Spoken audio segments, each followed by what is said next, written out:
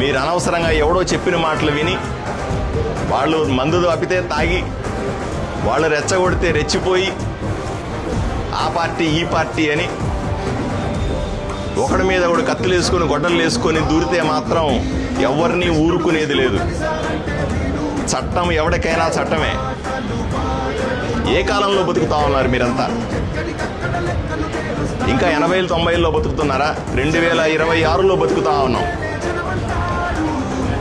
ఒకవైపున ప్రపంచం ఇంత స్పీడ్గా దిగుతూ ఉంటే, ఒకవైపున మన బిడ్డలందరూ కూడా అవకాశాల కోసం చదువుకొని ఇబ్బంది పడతా ఉంటే వాళ్ళ గురించి పట్టించుకోవాల్సింది పోయి చేతనైతే బిడ్డల్ని బాగా చదివించండి. చేతనైతే ఊర్లో అందరూ కలిపి పార్టీలకు అతీతంగా బీసీ, ఎస్సీ, ఎస్టీలు ఒకటిగా ఉండండి. చేతనైతే రాజకీయంగా ఎదుర్కోండి. చేతనైతే సర్పంచ్లు కాండి, ఎంపీటీసీలు కాండి, జెడ్పీటీసీలు కాండి, ఎమ్మెల్యేలు కాండి, ఎంపీలు కాండి. దానికి సహకరించడానికి పేద ప్రజలు, అణగారిన వర్గాలు, బీసీ, ఎస్సీ, ఎస్టీలు సిద్ధంగా ఉన్నారు. మీరు కొట్టుకుంటుంటే, చంపుకుంటుంటే ఇదే వినోదమా? ఇదేమన్నా? ఎవరిని ఉపేక్షించేది లేదు.